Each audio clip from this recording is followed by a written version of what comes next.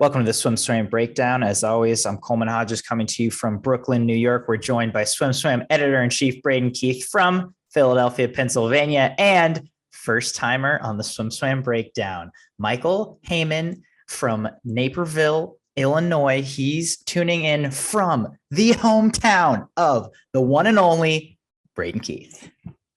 All the best swim analysts come from Naperville, Illinois. We don't know yet if Michael is going to uphold that tradition or if he's going to wreck it for the rest of us. So Michael, welcome to the podcast. Don't screw this up. Yeah, thank you. First time on the podcast, but been watching some Skip Bayless all morning, so get ready for some hot takes. Number one rule of the podcast: everybody's here to listen to Coleman and me, so don't talk to me.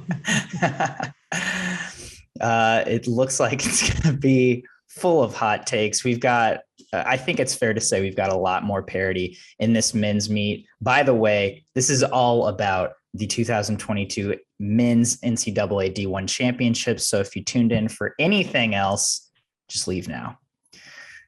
And no, don't leave now. Watch anyway. And with that, let's just go ahead and get started. We're going down the psych sheet. First event of the meet, 200 medley relay. Is Louisville going to defend? I don't think so. I think Florida, we have to remember at SEC's, Florida was without their breaststroker for the Florida medley relay. They did have him for the 200 medley relay. But I just think Florida coming off of that kind of, they dominated SECs, but they were missing so many swimmers with the COVID issues. I think they're going to be raring and ready to go. Looking down the psych sheets, the most interesting here is Cal for me, which is the 12th seed, and they're definitely going to move up from there. So looking at the team battle as we continue to talk Cal versus Texas for the next few minutes, that's going to be something important to watch because they're going to be in a slow heat because of the time finals. Yeah, that's a great point. And I agree that Louisville probably has a hard time holding off Florida, probably Texas and Cal as well. And for me, Louisville, the interesting move was keeping Albiero off of that relay at ACCs, having White do backstroke and Dalton Lowe having the great 50 fly split, which obviously frees him up for the rest of the other four relays for them at the meet. I agree with the Florida pick. I also think that Cal probably, as you said, moves up from 12th, probably contends for a top 3 spot. We know they have great backstrokers. We know they've got Seeliger at the end.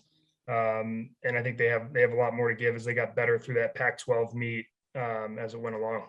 There's going to be a few good teams in that slower heat. NC State is down there too. They're 14th, and I think they're going to move up from that. You're fools. Why would you bet against Louisville, the biggest, the most well-known team to move up from conference to NCAAs? We've documented it for like the last decade. I just ran the numbers, Coleman. That's true for the women. It's not true for the men. Louisville had an amazing NCAA championship meet last year, right? They won the relay. They won the individual. They still lost 40 points versus seed. Oh, interesting. Not regardless. Louisville's going to win that. Louisville's going to win that relay, even though the only team to win a relay from a not final heat since we've done this timed finals, which has only been 2 years, so not a ton of data. 1 year. So this is year 2. No. It happened 2 years. Oh, we didn't have it in 2020. Yeah. This is a good stat. Tell us. Cal. Last year there were Cal men 400 free relay. Cal men 400 free relay won. So between that and the women's meet, so we've had 3 meets where it's happened, 3 NCAA championships where it's happened. Cal men 400 free relay, the only people to do it. They're not going to do it in this one. No way. They don't have the breaststroke leg. Louisville is going to defend. End of story. All right, let's talk about individual events. Relays are boring. You don't want to talk about the 800 free relay, which is actually going to be exciting. Yeah, probably. So Texas is 5th seed. That's the biggest surprise to me. Or Georgia as the 6th seed. Texas 2-time defending champions. That's why it's surprising to me. But we got Arizona State at 1. It's at half a second ahead of Florida. And then we got NC State and Stanford, which kind of are like, this is like all the top 5 teams. Cal squeaked into the top heat at 8th. Who do we see here? There's a lot of big players. Do we pick Florida? I mean, can we pick Florida to sweep the day 1 relays? I don't know. Florida will have Bobby Fink back on, but he was only 134 at NCAA's last year. So I'm not sure that's Bobby a big Fink. game change for them. I think they'll put Bobby Fink on that relay. Wait, Bobby Fink wasn't at SEC's. Correct. But he anchored them at NCAA's last year. Did he really? They're not going to win with Bobby Fink. No way. Yeah.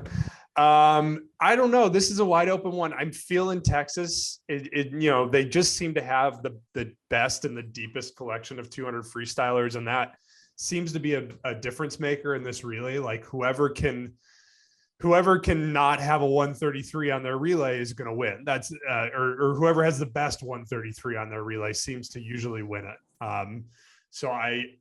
That seems like Texas to me this year. So I think I would take Texas. Yeah, the 200 free is for a long time been one of Eddie Reese's bread and butter events, and the 800 free relay, especially moving it to the first night, is going to have everybody being fresh. But I think Texas, especially with Kibler, with Foster, like there's, as Braden said, the depth is better than Florida, where Kieran Smith may lead off 129, but then what comes in behind him, maybe it's Mestry, it's probably Trey Freeman somewhere, maybe it's Bobby Fink. Like I just don't know if they have 4 guys that can go 132 or faster. They're probably giving up a second and a half somewhere on towards the end of that relay to Texas. So I think I go with the Longhorns on this one. Georgia is the interesting ones to me. So they were 6th last year with 2 freshmen and 2 sophomores on the relay. And this year somebody's getting bumped for Matt Sates. They went 132, 133, 133, 133. And this year that could be with Sates, that could be like 130, 132, 132, 132. And that's a winning relay. Yep. So I think Georgia is the real wild card in this one. I disagree. I think the real wild card is NC State, who's going to be right next to Texas. They've got a killer freshman class, and they're hungry to get back their 800 free relay title from 3 years ago before Texas won the last 2. I think their 200 free depth goes a little unnoticed because they don't have those. They're not like stars, but they've got Hunter Tapp. They've got the big cheese, who's Sam Hoover. They've got a lot of talent that like can easily drop 132s, and they have. And I think if it comes down to a fight between them in Texas, I think they can pull it out. Who's their 4th leg? I don't know. Yeah. I think that's going to be their problem. I think they're going to be like a 133 mid where they need a 122 high if they want to win on that 4th leg. ACC men's 2022. I got it up. They're at ACC's. Who's in there somewhere, I bet. Right? They went Sam Hoover, Luke Miller, Eric Knowles, 5th year, and Hunter Tapp. Yeah, but they were 32-6, 31-0, 32-7, 31-9. Okay. I mean, Yeah. So I'm just saying it can happen. I don't know that calling the 3rd seed to win is really a wild card, though. Yeah. And we haven't talked at all about the top seed, Arizona State, right? Like that, we've spent all the time looking down the site sheet. Like we're the top seed by half a second. Marchand is a stud. Grant House is the top seed in the individual 200 freestyle. Like they have the horses to also win. And looking at the site sheet, we've got 5 teams between 607.5 and 608.7. Like there's a reason that we've talked about 4, 5, or 6 different teams that could feasibly win this race. I still don't trust Arizona State's taper. We didn't learn a lot out of the women's meet. I don't know, but what was the message? They had a pretty good meet in 2019, 2018, more or less held their seeds. 2017 was rough. So, they're getting better at this taper thing, at holding the taper to NCAAs. I think maybe the reason we're ignoring them is because we don't trust that double taper yet, but maybe we're wrong. I don't know. I do think it From takes last year. I do think it takes 606 to win. Yeah. With the American US Open meet and NCAA record being 6:05:08 from 2019. Can we talk about individual events now, please? Dude, we're just gonna about getting to there. 500 free. Thank you. Matt Sates, top seed 409.06. We got freshman Luke Hobson, 2 freshmen, the top seeds. Kieran Smith is 3rd, defending champ Jake McGahee 4th. And then we've got a lot of other dudes. I think it's Sates? Kieran. I think it's Kieran. He's added from SECs to NCAAs the last 2 years. It's clear he took a different path this year with a 410 at SECs after breaking and then tying the record at the last 2. So I think Kieran is wound up for this, as long as he avoided that bout of COVID that was going around the Florida team and didn't miss a bunch of time after SECs. I think it's got to be Kieran. Yeah, I think it has to be Kieran too. But the question mark for me, even though he's defending champion, is Jake McGahee. Like, he missed a decent amount of time in the fall, including their midseason invite.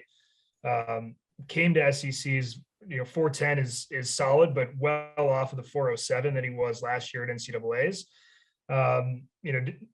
If we feel that Kieran is going to be at in 406 range, which based on what he did last summer, going 343 long course, if he's ready to go for this meet as Braden thinks, I don't know if McGahee can go 406 low. I don't know if he has the top end speed to hang with Kieran at that point. But I think McGahee has to have a shot here as the defending champ. I'm going Matt Sates. He's got the international experience. He has no fear, and he has the back end like nobody's business. We've seen him take on the world's best, and he doesn't miss a beat. He back halves the crap out of his races and then just crushes everyone. I think 409.06 is like the basement for him. I think he could easily be 407 low, 406 high. And I think that would win the title. I could see that. Like, I have a hard time believing they put much prep for him into SECs, given how late in the season he arrived there. I have to believe maybe a shave in a suit, but probably not a whole lot of rest, because they knew he was going to have no problem getting in. So I could buy that. There's a lot of youngsters kind of down the list that I'm curious about. We've got sophomore Jake Mitchell, who's coming off of the Olympics. We've got Cal freshman Gabe Jett, who just had an insane midseason meet and then really did not do well at Pac-12s. And I'm kind of curious about that and curious to see if he can kind of get back on his horse for NCAAs and maybe make an A final, maybe make a top 3. So it's going to be a good race. 200 IM. Can anyone dethrone the French Sun Devil coming out of Tempe? Besides his teammate, Arizona State 1-2 seed is a big deal for me. That's Bob Bowman shining at his best in the IM races. This is a wide open race. We've got Hugo Gonzalez way down the list. Destin Lasco, I think, is probably the main. If I had to pick one guy to beat Marchand, it would be Destin Lasco. I think Marchand is going to be fine. I think we tend to see the Europeans maybe handle these double tapers a little better than some of the Americans, just because it feels like it's more in their culture to race fast more often. So I don't know. I think he's going to win it, but I think if anybody's going to challenge him, it's a 7 seed Destin Lasco. Yeah, I had both Lasco and Gonzalez highlighted on my psych sheet as well. Last year at this meet, Lasco came in as the 51st seed with a 145. Granted, he put more emphasis on this race at Pac-12 than obviously he did last year coming in, but he came in with the 51st seed and finished third last year with 140.0. Like I definitely think that there's and he's seeded faster in the 100 back and the 200 back than he was last year at this meet. So I think he's in a better spot coming in to make another move up, go 139 mid to low, and definitely challenge Marchand. If Marchand is slightly off or just exactly the same as he was at Pac-12s, I think Glasgow's got a real shot. There's a lot of Michigan guys in a lot of these races. Jake Mitchell, you talked about in the 500 free as the Olympian. Gail Cohen here. Does it feel to anybody else like Michigan is just in spiral mode right now? Their women weren't that good. They've lost a lot of men to transfer portals or just taking the semester off. It doesn't feel like a good scenario that is conducive to fast swimming. Yeah, it seems like there's something going on internally that, that the women weren't very good. And it doesn't seem like the men were great at conference. So yeah, I'm not apt to pick Michigan swimmers super highly unless they're just an automatic for this meet as well. I agree with that, Braden. I'm surprised we haven't mentioned the two American Wonder Boys, Carson Foster and Luca Orlando, who are the 5 and 6 seeds. Luca had a great SEC meet. He seems to have, kind of come into his own. It seems like Carson is kind of on that same boat. I think they both took years to adjust to their college switches after the 2020 COVID year. And I think they're both gonna bust onto the scene. Personally, I think Leon's gonna have a Hugo Gonzalez year where he adds from conference and doesn't quite perform at NCAAs, especially with the unknown data of the Arizona State double taper. I think Carson and Luca go 1-2. It's interesting with both of those guys. Like they both came off of Olympic disappointments last summer, not making the team, right? Orlando was third in both the 100 and the 200 fly at trials. Foster was 408 after trials, right? There's something that comes in of working to make the Olympic team, and both of them have bounced back and been resilient through that. So I think that there's definitely some positive energy for both of them coming through to this meet. I mean, I think Carson is going to be on a warpath to prove that he's not the guy that doesn't show up and swim fast in the right heat. That could work against him, right? He could go 138 in prelims and then bust in finals, because that's kind of what he did at trials. He looked so good in prelims. He came out of the pool, he was bouncing, looked like he had more, and he added time and missed the team in finals. So I think for Carson especially, that managing the rounds and managing the meet is going to be crucial for him, maybe more so than anybody else in this field. Agreed, but I think they're going to do it. I think they've both got chips on their shoulders, and they will fulfill the prophecy.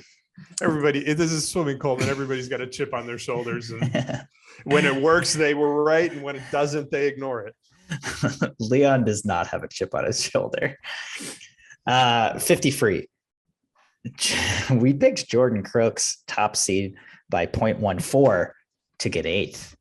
Who do you think's going to win?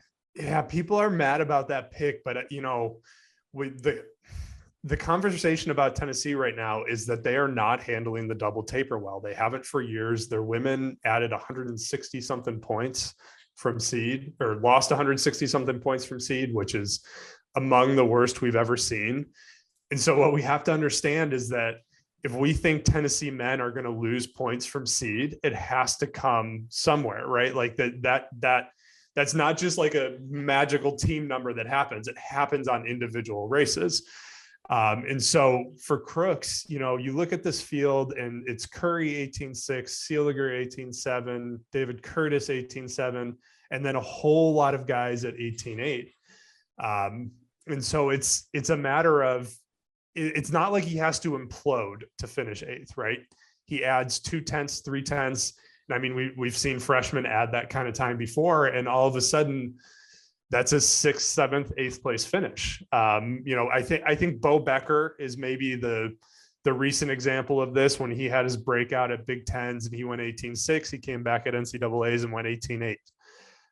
So it doesn't like take an implosion in the 50 free to go from top seed to finishing in the bottom three of the A final. So I don't think it's that big of a leap. To me, it feels like Bjorn Seeliger's race to lose. I think he's got something kind of stupid fast in him, 18-4, 18-5, maybe. And then Brooks Curry, David Curtis is sort of the same story as Crooks. We'll see if he can hold on. I think we missed by not talking more about Cameron Achinacci in that preview. He was so good at Denver, and now with his Texas training, it looks like he's just moved to a whole new level. So he's probably the dark horse to win this. Yeah, I've personally been looking at Curry. I mean, he's probably a little bit better at the 100 than he is at the 50. He's not the underwater superstar that Crooks is, or some of these other great guys that are at the 50. But making the Olympic team last summer, the dude's just been on a roll for the last 12 months, and I think this is his race to win. The other name that I was looking at was Yosef Ramadan, sitting in the 6th seed from Virginia Tech. Dude had a bit of a disappointing NCAAs last year with false starting at the prelims of the 100 fly. Since that point, he has just been nails for Virginia Tech all year long. 1880 in the 6th seed. If Crooks falls back a little bit, Ramadan, I think, has a great shot at being top 3 in this. All right, over under. So Texas men have Cameron Achinacci, Drew Kibler, Daniel Kruger in this 50 free. Kruger and Kibler are seated pretty far back in the 20s, but it's the 50 free, so it's not that much by time. Mm-hmm. Yeah. Yep. So over under 2.5 guys from Texas make the A final in the 50 free. Under. I think 2 do. You don't think there's room for all 3? So which one do you think misses? No, Kibler. Drew. Yeah, I think Drew could make the B final for sure. I think Danny could make the A final for sure. But I don't think those are sure things though. I think it's safe to say 2, because I don't know, maybe Krieger misses a little and Kibler has a lights out 50, but I mean, you have to be 18 to make the A final, I think. And that's a tall order. There are a lot of bodies. There are a lot of people that can go 18.9 or faster. And at a certain point, either you got to know that you can go 18.7 to get yourself in, or you're rolling the dice in the 50. I think Brooks Curry is going to be no better than 3rd. And I think Adam Chaney is going to beat him too. I think I could see that happening. I mean, it's so tight. We got 14 guys who are 19.0 or faster. I mean, that's almost A and B. And I don't think it's going to be quite that fast to make it. But we could definitely see 19.2 not make top 16. This was the race when we were doing last chance meets and somebody moved from a 19.31 to a 19.26 or something, and moved from probably not going to a lock to be in just by dropping a few hundreds. That shows how kind of crazy deep this race is. Yeah. I think the real sleeper here is 35th seed, Dean the Dream Ferris. He hasn't had a great season, but I'm really curious to see if that's on purpose. Again, he's just saving a huge monster taper for this NCAA meet, or if he's just kind of 1 foot out the door. This is his last year, and then it's on to drier pastures. So I'm not saying he's going to win, but I do think he has a definite chance to make it back. And I'm really excited to see what can happen there. On to day 3, 400 IM. Feels like we just talked about IMs. Do we think 334.4 for Leon Marchand? Can he do that again? Because if he can, he wins. You don't think Hugo can go 334? I think 334.4 hands down wins. Well, if 2 guys go 344.4, 334.4. I think Hugo can go 334. I don't think he will. There's so many, again, it's just like the 200 IM. There's so many like odd ducks in this race of guys who feel like they have 334 potential and just struggle to do it in the A final at the NCAA championships or similar scale of meets. Hugo and Carson, specifically the 2 and 3 seeds. So yeah, I think you're probably right. If Leon goes 334, God, it's a tongue twister, 334.4, he probably wins. But I could see Leon also going 335 mid. I don't think that's like, again, it doesn't take a huge implosion to add a second in the 400 IM. So I like Hugo here. I think he's going to not make the mistake he did last year. And I think he's going to get in that A final and I think he's going to win. Yeah. My question with Hugo is it's not just last year that he's kind of disappointed NCAAs. He did it when he was at Auburn. Like there have been multiple instances of Hugo just not stepping up to the plate at the biggest meet when it's needed. And is he talented enough to challenge for the title? Certainly. Like he could go the 334, 335 low that we've been talking about. And he's now a 5th-year senior. He's 23, 24 years old. Like he's a different, hopefully, a different swimmer than he was, especially his freshman year at Auburn. Have a lot more experience to be able to pull that off. But I think it's Marchand. I think it has to be. There's to be over a full second clear of the field after Pac-12s. If he can go, as Coleman said, if he goes 334 anything, I think that's enough to win. You don't think Carson's going 334? I think Carson's going 334. I'm talking myself in circles. I recognize that, but I think Carson's going 334. I think one person will go 334, and whoever that is wins. I think I can agree with that, but I don't think it's going to be Leon. Okay, I like that argument.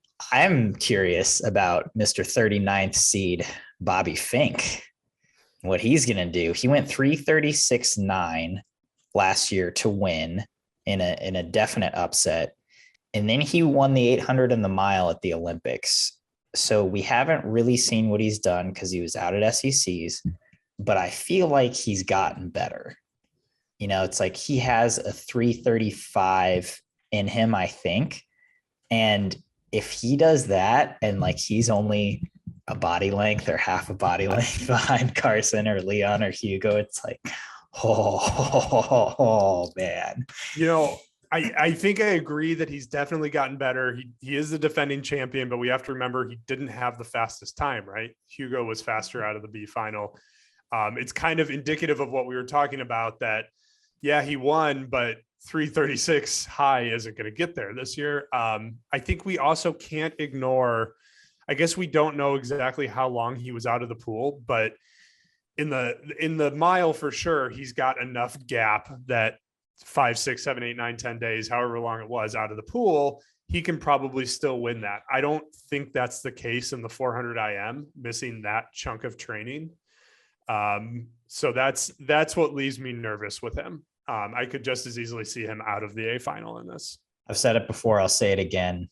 The missing SECs was planned. He's just really winding up a monster taper for his last NCAAs. But that's my conspiracy theory. Moving on to the 100 fly. We got a 43 already in this heat from Stanford sophomore Andrei Minikov. Does he only get 3 years? Is that right? That's interesting. That's the first I've noticed that. Huh. Well, there we go. Is anyone going to catch Andrei? I think Yusuf is the obvious one, right? There's a lot of guys in this field who can. Albiero's down at the 7th seed. Like that's indicative of who can catch him. I don't know, man. Like I want to read too much into it and know if the whole Russia thing is weighing on Andrei at all. I don't know if he's isolated enough from that being in California or if that's still hitting him pretty good. But other than that, I don't know. I think he's the favorite. I think Yusuf's going to go 43. I think we could see like 4 43s here. 4? Who are your 4? I hear Albiero. Make me call 4. Andrei, Yusuf, Luca, and Nicolas Albiero. 43. That's some serious speed, man. You got to have nitro for that. I do not see that. Well, you're wrong. I think at this point, until somebody else goes 43, the guy who's been 43 is the leader in the event, which is Minakov. And he's got the international experience, having medaled at the 2019 Worlds in the 100 fly. Like he knows how to manage the big stage and perform well on the big stage. And the NCAA Championship is just going to be another one of those performances for him. Stanford was lights out at Pac-12s. I think that's a little bit of, and we'll actually touch on that a little bit later. That's maybe a little bit the wild card there, that they swam so well at Pac-12s, is how well are they going to be able to repeat those performances a couple weeks later. But until somebody else goes 43, the guy that's been 43 is the favorite in my book. I actually don't think anybody's going to go 43. I think 44.0 is going to win it. But I think it's crazy how many guys, like, how long ago did we say, no way there are 10 guys going under 45? Nobody's going 43. It's going to be 44.0 to win it. Zero take integrity over here. Okay. So looking at the team race, Cal's highest seed is 23rd. Texas's highest seed is 24th. Do we think that either will score in this event? Yes. So Cal's only entry in the event is Darai Rose, who is 23rd. Texas has Zach Van Sant at 24th and Alvin Jiang at 30th. Yeah, I think Alvin's going to get up there and score. You have to remember, both of these teams are better than anybody at dropping from seed going into NCAAs. And you think about this and you look, top 16 seed 45-2, they have to drop 0.2 of a second to get there. But it's not even really that, right? Because a lot of those guys ahead of them are going to add time. So I think Darai Rose will drop a couple of tenths and he'll get into the B final. I think Alvin Jiang could be in the A final. I think he could be. There's going to be a lot of 44s, and I think he's a 44 guy. So I think 44 scores points for sure. And I think he's got a chance at the A final. So I would guess both will score. I don't think either team is going to go donut in this race. I would agree. And the other name to look at that's far down the psyche sheet is Brendan Burns from Indiana, seated 25th, didn't swim the 100 fly at Big Tens, did the 2 fly, 2 back double, but it's opted for the 100 fly, 100 back double at NCAAs. That's somebody, he was a B finalist last year. I think he was 13th. Moving up from 25th seems like an inevitability for Brendan Burns. Look at the new guy. The new guy is crushing it. Nice job, Michael. That was a good find. Naperville. That's what it's about. Doing us proud. All right. 200 free.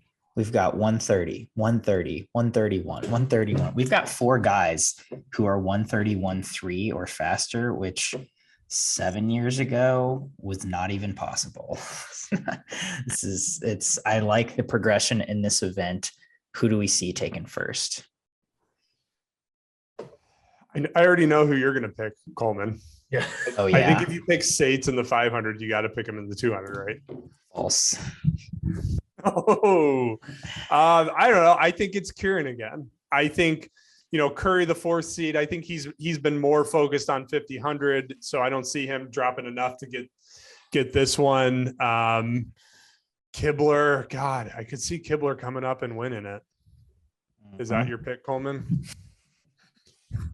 America's new favorite game show. Try to pick Coleman's pick. Not if it's your pick. I gotta like Kieran again. I think he'll go a 129 in the individual event this time. It won't be I don't think he'll go best time, but I think he'll go a 129 real high in the individual event. And I think he's going to win both of these races, 500, 200. 129.99. Yeah. I do like the return to Georgia Tech, Simon Burnett's 131 from 2006 NCAAs. I do like the imagery of that for the 200 free, throwing down a big race. I do think that Kieran Smith is the winner here. But Grant House has been great since Arizona State, took the redshirt year last year. I know that seem to be pretty skeptical on the double taper until they prove otherwise. But I think Kieran Smith goes faster than 129.9, probably 129.6, let's say, to win. Well, it's funny with these Arizona State guys, right? They have all these top seeds, and it sort of feels like we have to pick them all to win or not. And I guess that's not necessarily true. But I don't feel Grant House here. I just don't feel him as the win, and I don't have a good reason for it, which I'm sure Grant will be on Instagram telling me I'm biased. But he's been in this Arizona State system for a while, so it's not like Marshawn where we have that kind of unknown that we can hang our hats on of, oh, maybe he'll be the difference in the double taper. I just don't feel Grant winning it. I'm going with you guys. I think Kieran's going to take it. I think he can repeat. I think he's, as people mature, they get a little more natural speed. Kieran's done it on the international stage. He's done it on this stage. He's the defending champion. I think he can go 130. I think he can go 129. And I think he gets it. End of discussion. Let's talk about Wen Zhang from Air Force. We got a top 8 seed from a mid-major. I like that. I don't think he's going to finish top 8, but I like the seed. I don't have the numbers in front of me, but it seems like there were quite a few mid-majors who really made noise at women's NCs. I remember there was an SCSU girl who made finals. Maybe it's just in the breaststrokes, and maybe that's because that happens in breaststrokes a lot. But it seems like we had at least a few mid-majors who did pretty decently at the women's meet. And I mean, I think we always see at least a few score, but that'd be pretty significant. 132.2. I mean, again, we've talked about the progression of this event, but like that is legit. He's already dropped for anyone. 2.3 seconds this year already. It'd be hard to keep going, but be Either awesome he's if on he a did. roll or he's hit the ceiling, one of the two. Yeah. Good find, Braden. What do you think? You think he'll score but not top 8? Yeah, I think I see a B final. I think that's a fair assessment. And this event always ends up being slower than we think it is.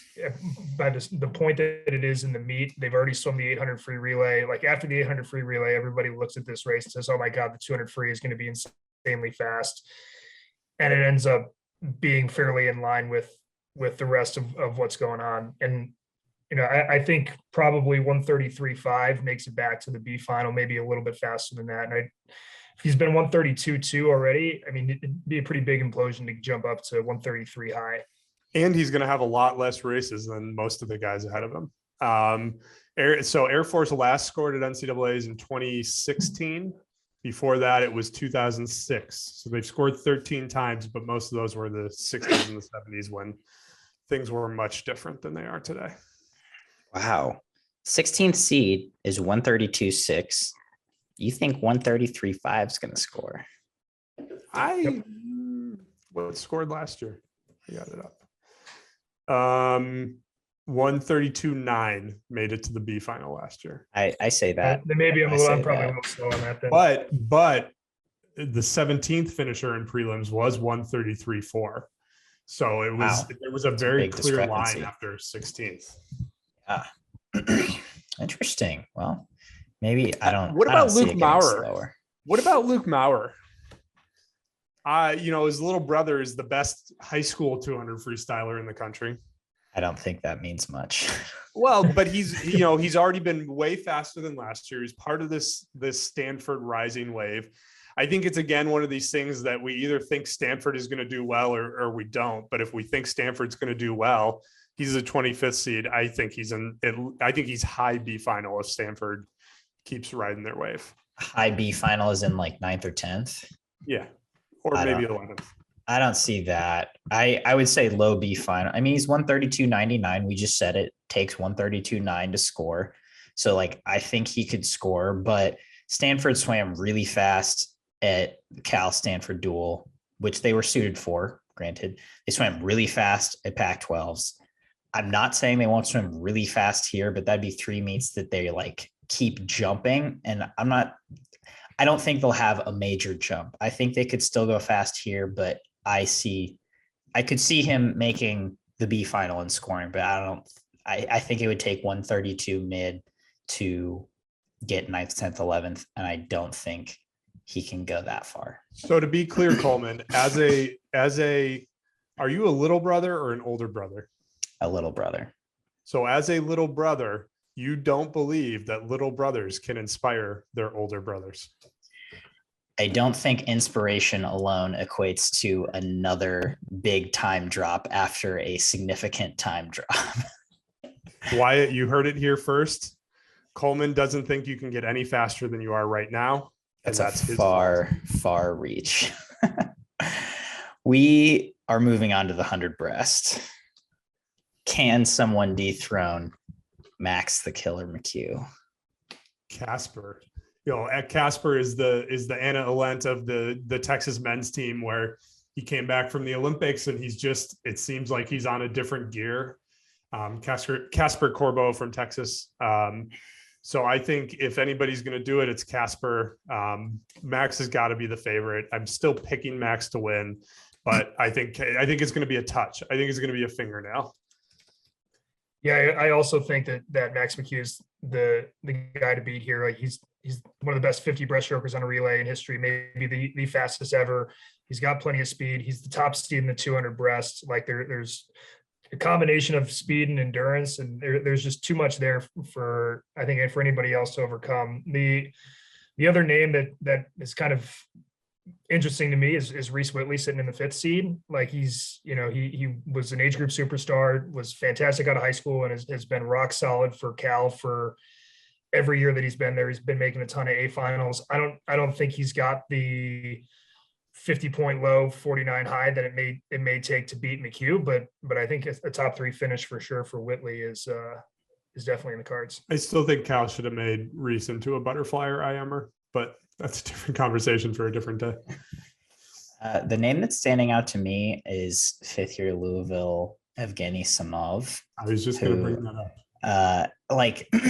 I think, again, I'm saying Louisville's going to drop from their ACC times, maybe a little, maybe more than a little, not a lot, I don't think, but also having the composure to 5-peat in an event at a conference meet that just got better and better every single year he was in the conference. I feel like at NCAAs, he could definitely be that guy to not necessarily drop a 49 or a 50 low, but if it's a race, he could be the one to touch first. The interesting angle on him is that he left NCAAs early last year to go home for Russia's Olympic trials. We saw a few swimmers skip or leave early from NCAAs last year because of international trials. This year, it's still not entirely clear if Russia is going to have a trials, if they're going to swim at Worlds. But we've been given no indication that he's going to leave early again. And so does that mean he's more tapered for this than he was last year, where he was 4th last year? Does that mean he's more focused for this? Maybe. And I think that's something that could allow him to get a 50-point. At the same time, if Russia still thinks they're going to the World Championships, they're going to have a trials, maybe he's swimming through it because he showed last year that is his priority. All right. Any other outliers that you guys see in the 100 breast? I think there's at least 3 guys down the table as I look through the list. So you got 4, let's call it 4. Josh Matheny from Indiana as a freshman still hasn't really been back to his high school best times, even though he trains at the breaststroke university. We haven't talked much about Indiana so far going through here. They were great at Big Tens, but it feels like a year where they've got a chance at pulling off something special, like a top 3-4 finish at NCAA's, getting a trophy. So I think that this is their focus meet for the year. So I think we can see him in the A final if he's kind of back on track to where he was in high school. You keep going. You got Cal's Liam Bell, a junior transfer. He hasn't really panned out as good as he was at Alabama, but he's a scorer if he figures that out. Michael Hooley, who came to Tennessee with so many accolades after a really fast, was it a Youth Olympics or a World Juniors? Youth Olympics. And then one more transfer, the 8 seed, Trent Polini from USC. He did a lot of really good swimming at Purdue. And now he's at USC, and we saw the USC women swim well at NCAAs. The men's team is not quite as good as the women's team is at USC, I don't think. But you know, if he swims well, he could be their 5th-year transfer star of the meet. So I think we should not sleep on Trent Pelini.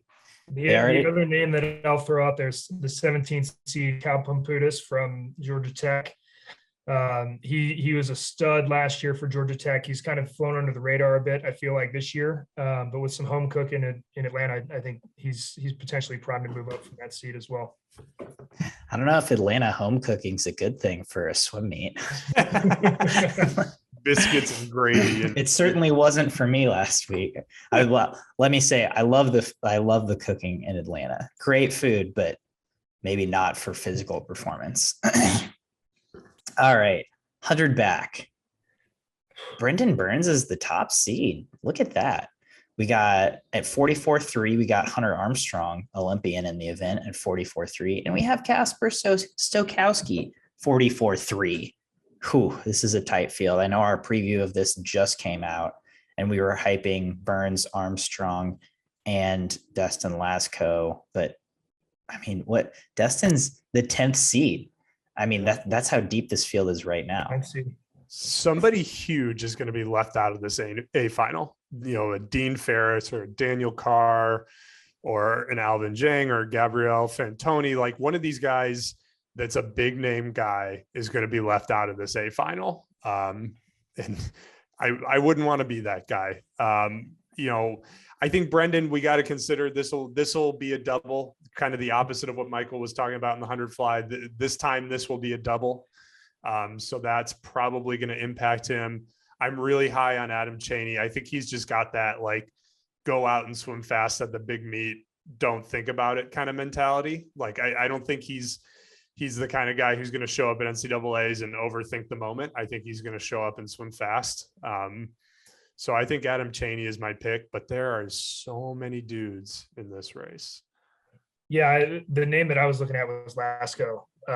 With the 9th seed, was finished 3rd last year. He's coming in a little bit faster than he was seeded last year, coming into this meet. And obviously with Shane Cassis going pro early, this field has just opened up entirely. And this event feels like it's an event for the taking, where if I had a magic 8-ball that gave me a name of somebody that won, a half a dozen guys could come up and in that 8-ball, and I'd say, yeah, I could see that happening.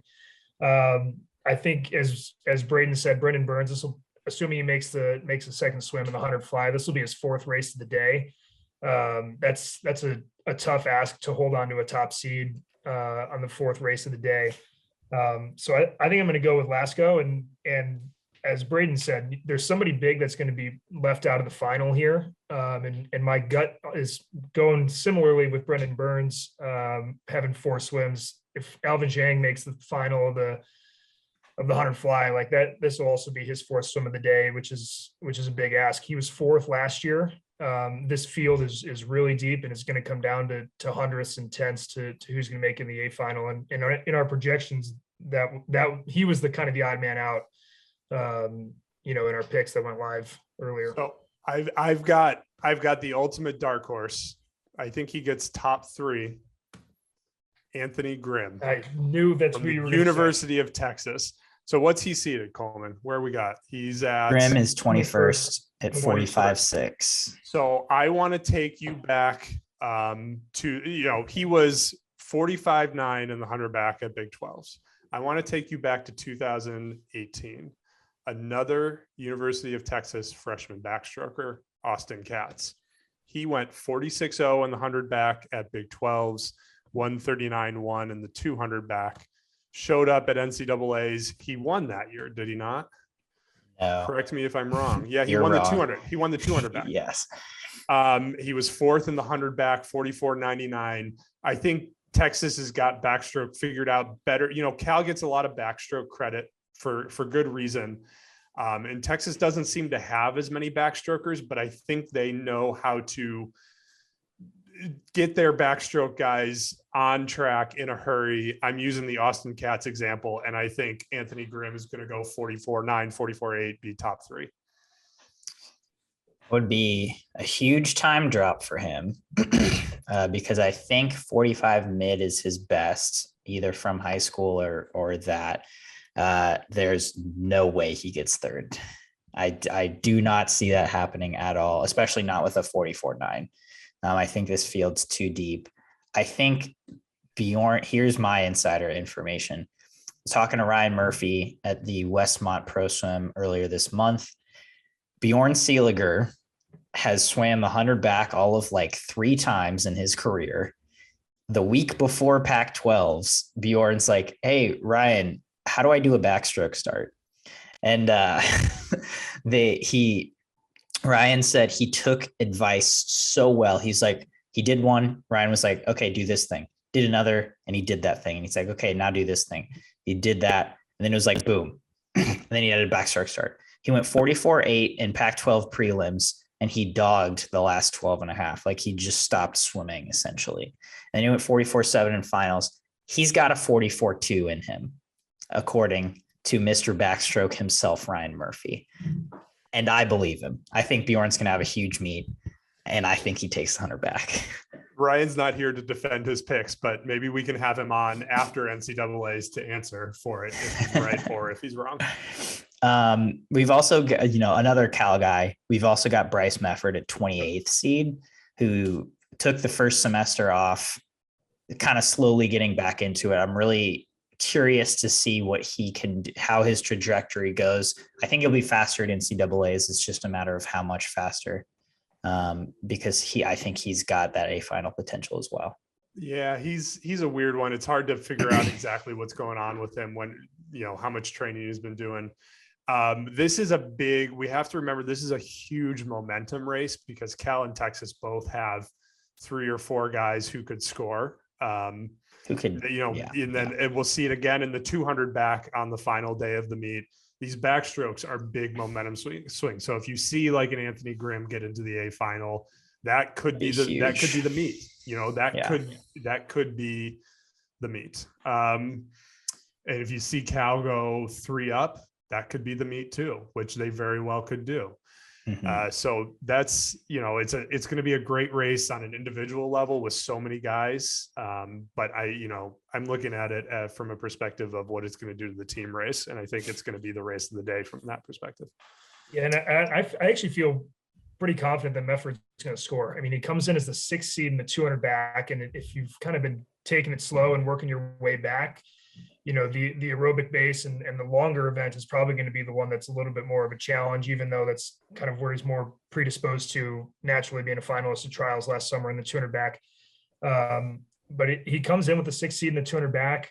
I feel like he's probably in a position to move up. It seems like he's not that far off of, being a big impact player again for Cal, even though there was some uncertainty about him being on the roster early in the year. On that note, let's talk about the 200 backstroke. Day 4, last day. You skipped the mile again. Are we skipping the mile? Are we going to skip the mile? The mile comes last. Coleman skipped the mile last week too. I'm going down the live results. No love for distance swimmers. The mile comes last. Coleman's a hater. He probably doesn't want them to add the 1,000 NCAAs either. I don't. That'd be dumb. Yeah. Well, yeah, it would be, but. All right, 200 backstroke. Cal has the top 2 seeds, Destin and Daniel. Is it theirs to lose, or do you think someone can break them up? This isn't a race. I don't think this race is quite as wild as 100 back, but again, we've got, a Carson Foster lurking in 5th, Bryce Mefford, Kieran Smith lurking in 8th. Everybody has to remember, we know him best as a middle distance freestyler, but he came to Florida as a backstroker IMer. And just like everything else, he didn't seem full strength at SECs, like he's saving a little something. So there's a lot of good names here. I would put my money on a Cal 1-2 in some order, but there's a lot of good names in this race. Maybe not in their primary events, but still some good names. Yeah, and I think for me, the better question is how fast is Lasco going to go? I mean, he was 135.9 last year. Ryan Murphy's records of everything is 135.7. Are we going to expect him to break Ryan Murphy's, Cal record and everything else that goes along with the NCAA record, meet record, American record, US Open record? As just a sophomore. And he's just a sophomore. And again, I said this in the 200 free, Ryan Murphy went 135.7 in this pool in 2016. So the stage is set for a poetic ending to the Ryan Murphy backstroke records from his Cal successor. Yeah, Destin's definitely going to win. I mean, I think it'd be a huge upset if anyone else took it. I think, like Braden said earlier, I think this is more like Texas has Carson at the 5th seed, but then Chris O'Connor at the 18th seed, and that's their only 2 entries. So I think this is more of a Cal could get a huge momentum from this event, which they have in the last few years with all of their sensational backstrokers. Like, I don't think Texas will be expecting as much from this event, but if they do get one up, one down, I think that'd be big for them as well. All right, 100 free. Oh, 40.99 already this season from Brooks Curry. Do we think he can take it all the way and not only be SEC champion, but NCAA as well? I just don't think we've seen a ton of evidence from that. I guess he did have a pretty good double taper from trials to the Olympics, right? He swam well at the Olympics. He led off in like 48.7, I think. Prelims. Oh, really? Yeah. I thought he swam well.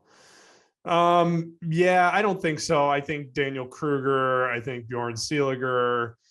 I'm most curious to see what Hunter Armstrong can do, because I think everybody's learned a lot about him as a sprint freestyler this year. And I don't know how many people knew that about him going in. Adam Chaney, again, lurking in 11th. I'm high on. Your boy, Dean the Dream, will probably be in the A final. This again, it feels like a race where there's 15 guys for the A final. So good luck. I don't think Brooks is going to do it. I think Kruger's going to do it. Obviously, I don't think Jordan Crooks is going to do it. If we picked him 8th in the 50 free, he could be 7th in the 50 free. I think he'll be out of the A final in this. Yeah, I mean, Ferris comes in with the fastest lifetime best, right, at 40.8 from 2019 NCAA is when he won. And like I liked Curry in the 50, and I think Curry's better at the 100 than he is at the 50. So I have to go with Curry here in the 100 as well. Even though we seem to be a little bit down on Jordan Crooks for this meet, he's got one of the best stories in NCAA swimming this year. I feel like, coming from the Cayman Islands, obviously not a huge swimming nation, kind of a relative unknown walking in the door, and then all of a sudden he's 18.5 and 41.4 as a freshman. We'll see how he does here, but regardless of finish, I think is one of the best storylines of the NCAA season thus far. Was he living in the Cayman Islands? Because his sister is in Alaska, right? That I don't know. I think she's like the number 2 swimmer in Alaska behind Lydia Jacoby. Nice. I'd rather live in the Cayman Islands than Alaska personally, but to each their own. I am not saying this just to be contrary, but it brings me joy to be contrary. I do think Brooks is going to get it done. We've seen him get better and better every year. He is coming off an Olympic gold medal, regardless of how he swam at that meet. I think that's a huge confidence. It gives him a lot of momentum. He's half a second ahead of the field, and I think that matters the least in an event like the 100 free that's on day 4, where all these guys have swam 2 other individuals. But I do think it helps his case, and I think he can get, if anyone can go 40 point on that last day in the final, it's him, because he'll know what it takes, and he's coming off a massive high from this summer. Anyone else in the 100 free? Minikov, he was off at Pac-12s a little bit in this event. He was great in the 100 fly, and then the next day he just was not on in the 100 free. I think that there's a chance that something he's a name to watch out for coming in the 4th seed, 41-47. I'll buy it. 200 breast. What about Bruno? We don't talk about Bruno. No. Bruno Blaskovic, I think from Indiana, is the 30th seed. It's from a Disney movie, Coleman. AKA TikTok. He's a 5th year. He had that injury to his back, and now he seems to be back at full strength. I think he's going to score in at least 2 events. We're not talking enough about the Indiana guys. I'm going to say that again. I think that's because we talked about Brendan Burns. Other than that, they have a really solid roster, but he's like their star. And I think they're going to have other guys who score in A finals, but I don't think they're going to like, I agree with you that they could get 3rd or 4th, but I don't think like they're going to win anything else.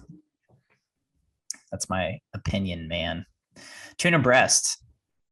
It's just like your opinion, man. That's just my opinion, man. We've got 3 149s this season. God, this meet is fast. Is 149 fast anymore? I mean, I guess the record's been 147 for 5 years, so maybe not, but it's still pretty legit. The long course 200. I'm so glad Loretta isn't here right now because she'd already be yelling at me for mentioning long course. But with what we've seen in that race, it feels like we should be getting back into 148, 147 territory again in yards. Feels like it. Yeah. The interesting piece of this to me, and maybe this is the homer pick as the University of Pennsylvania alum in the chat here, but is Matt Fallon in the 2nd seed. He was in long course, was 208 at trials last summer, top seed going into the trials and then or into the finals, and obviously fell apart a little bit in the final, but he swims this race so differently than a lot of these other guys do in terms of coming on in the back half.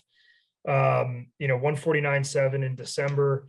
He clearly did not receive much rest at all for the Ivy League championships. I mean, Penn was pretty solidly in the 3rd position there and wasn't probably going to move much up or down in either direction. So to let him focus on this meet is definitely the right call. And I think he's obviously got as good of a shot as anybody, especially if he's coming in, with this as his sole focus, whereas others were maybe had a little bit more of a bifurcated focus between conference and NCAAs. You can tell Michael went to Penn because he just said bifurcated. Matt, so, when you look through this field, you got Max McHugh, who's a sprinter, right? He's the number 1 seed. Matt Fallon, who's a freshman, the number 2 seed. Reese Whitley is probably has the best combination of being a pure 200 breaststroker and experience. Leanne Marchand internationally is a pure IMer. Hugo Gonzalez has been training for the backstroke races, not the breaststroke races. Josh Matheny is a freshman. This field doesn't have. It feels like it's wanting for pure 200 breaststrokers, which obviously after the women's meet we have to sort of change the way we talk about that. But, this is a different kind of race than most races on the schedule.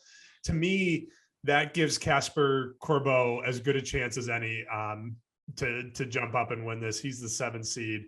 I really like him in this race. I think he's on fire. I think he's on a warpath.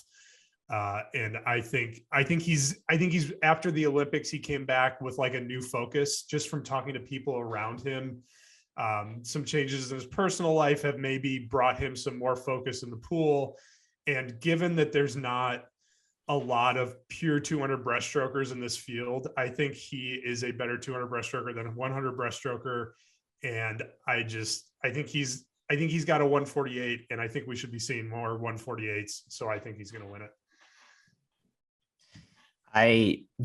I'm with you both. I think Matt and Casper are going to go 1-2. In what order? Yeah, sure.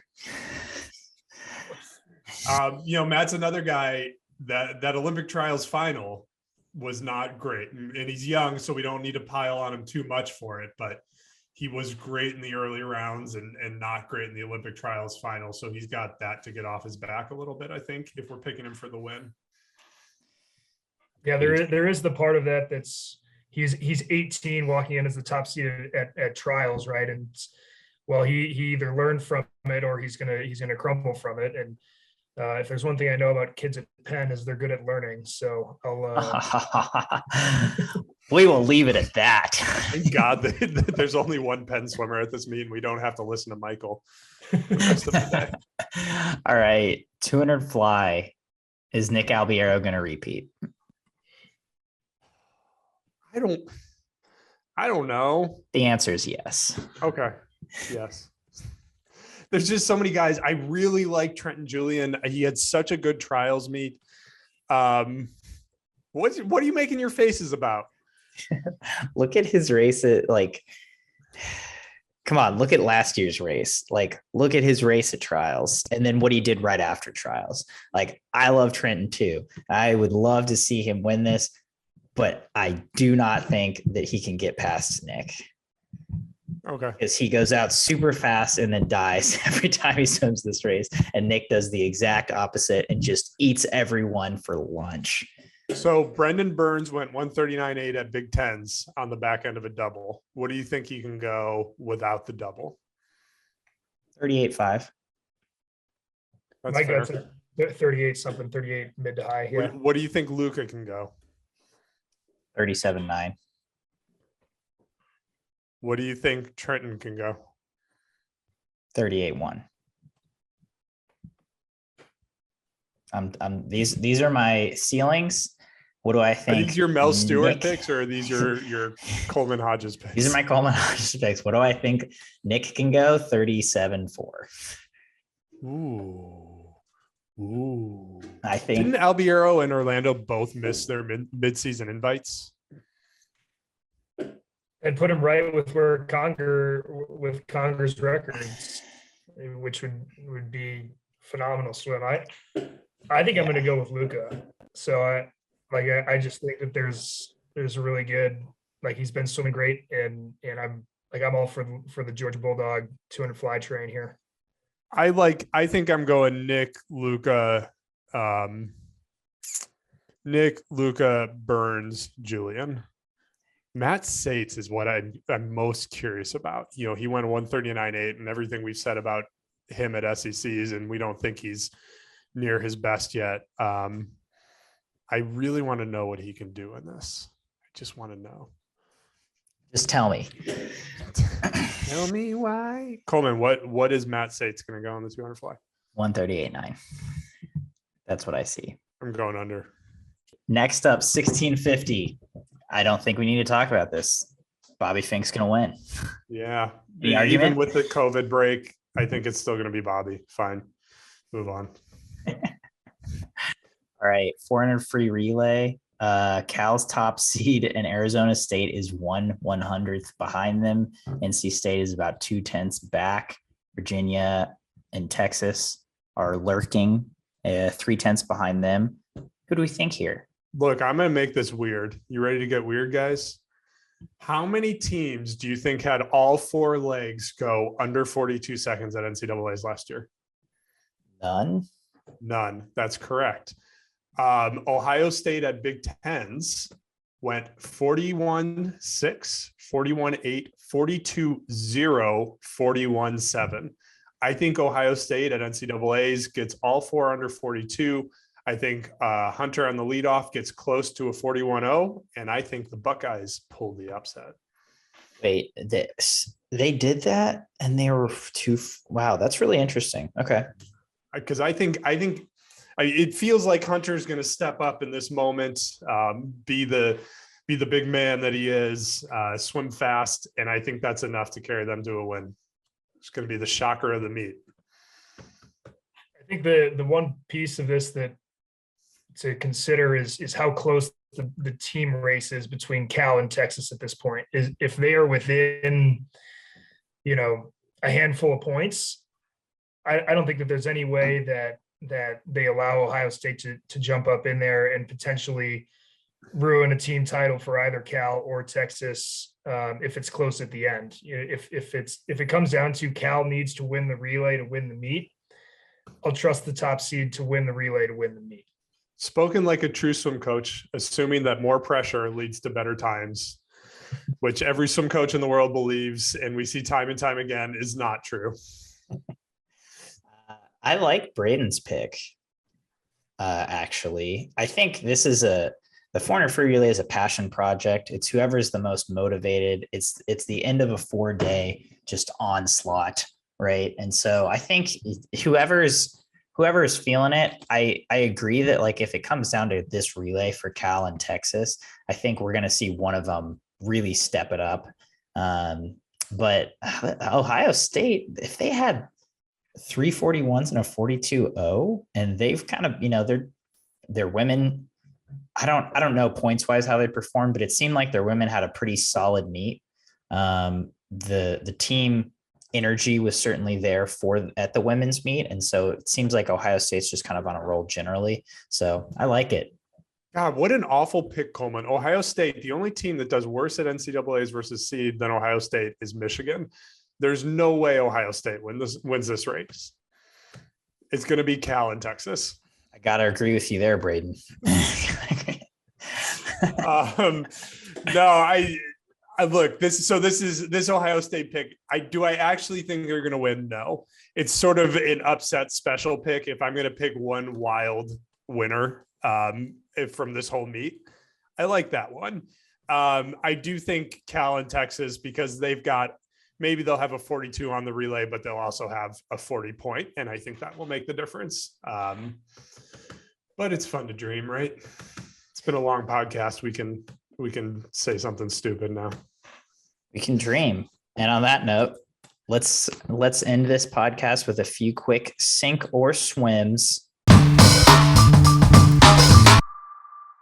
First of all, on sink or swim, is Texas going to win the 2022 men's NCAA championships? Oh, sink or swim?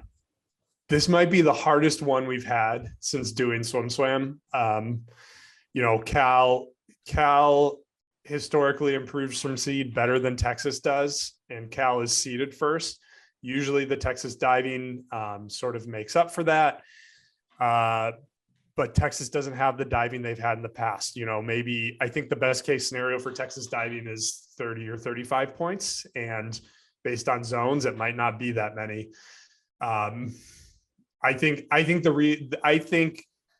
Oh God, I don't know. You're dodging the question, Braden. I think Cal is going to win it, but it's going to be so close. So it's not, I would not put any amount of money on that pick. So that's a sink. I'm sinking it. Michael? Yeah, I guess I'll sink as well. I don't know. This is my first time, so I don't really know the sink or swim terminology, but I'll sink it, I guess, if that's the way Braden's going, because I also think Cal pulls it out. Like this is their best shot that they've had in the last few years, with Texas's diving advantage being fairly mitigated this year. And I think they know that. Durden knows that. And he has had this team prepared to swim well at this meet for well over a decade. And I think that they're going to step up to the plate here. All right. Continuing the trend of team placements. Coleman, make your pick. Nope.